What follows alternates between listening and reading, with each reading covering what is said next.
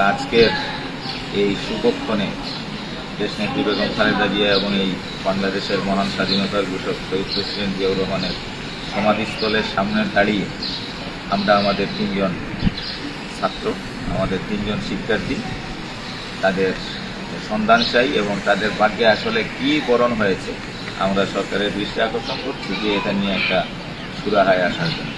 আমরা বিশ্বাস করি যে শহীদ প্রেসিডেন্ট জিয়াউর রহমান এবং দেশনেত্রী বেগম খালেদা জিয়ার যে আদর্শ, তাদের এই দেশের প্রতি যে কমিটমেন্ট, তাদের যে কন্ট্রিবিউশন এবং তাদের চিরদানের পরে এই দেশের মানুষ তাদের যে আবেগ এবং উচ্ছ্বাস দিয়ে তাদেরকে বিদায় জানিয়েছে, এইটা প্রত্যেকটি বাংলাদেশি মানুষের অনুপ্রেরণার উৎস যুগ যুগান্তরে।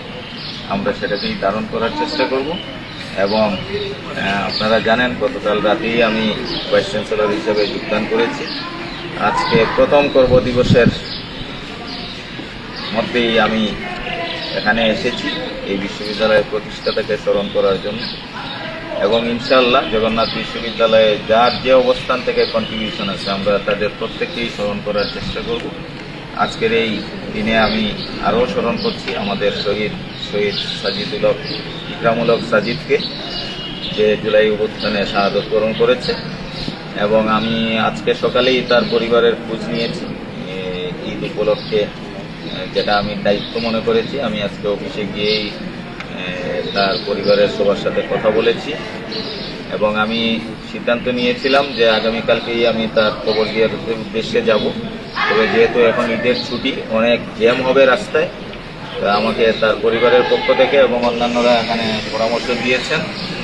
আমি স্থির করেছি ইনশাল্লাহ আগামী 27 তারিখ শুক্রবার আমরা আমাদের জগন্নাথ বিশ্ববিদ্যালয় পরিবারের পক্ষ থেকে আমাদের যারা দায়িত্বশীল আছেন আমরা তার কবর জিয়ারতের উদ্দেশ্যে যাব 27 তারিখে শুক্রবার এবং ইনশাল্লাহ আমরা ওখানে গিয়ে জুমার নামাজ আদায় করার চেষ্টা করব। এরপরে তার কবর জিয়ারত করব, তার পরিবারের সাথে কিছু সময় কাটানোর আমরা চেষ্টা করব এবং তার পরিবারকে আমরা আশ্বস্ত করব যে সাজিদ হয়তো আমাদেরকে ছেড়ে চলে গিয়েছে, তার পরিবারের পাশে আমরা জগন্নাথ বিশ্ববিদ্যালয়ে থাকি। আজকের এই দিনে আমি আরও করছি যে ফ্যাসিবাদ বিরোধী আন্দোলনে যারা আত্মাহুতি দিয়েছেন তাদের সকলকে এবং বিশেষত জগন্নাথ বিশ্ববিদ্যালয়ের আমাদের যে সমস্ত ছাত্র নেতারা গুম হয়েছে, আমরা রাসেল, রানা, আলামিন তিনজন বিশেষত, আমরা এখনও তাদের হদিস জানি না, তাদের পরিবার জানে না তারা জীবিত আছে নাকি জীবিত নেই। এটা চলতে পারে না একটা স্বাধীন দেশে।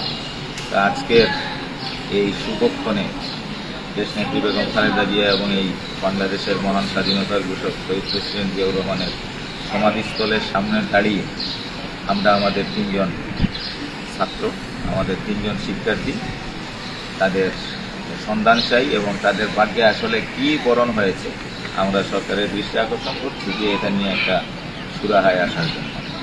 এবং আমরা বিশ্বাস করি যে ওই সিন, ফেসিবাদী ওই সিন যেন বাংলাদেশে আর পুনর্জন্ম না হয়।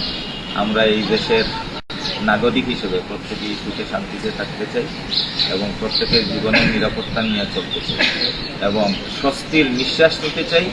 স্বাধীনতার যে স্বাদ সেটা ভোগ করতে চাই।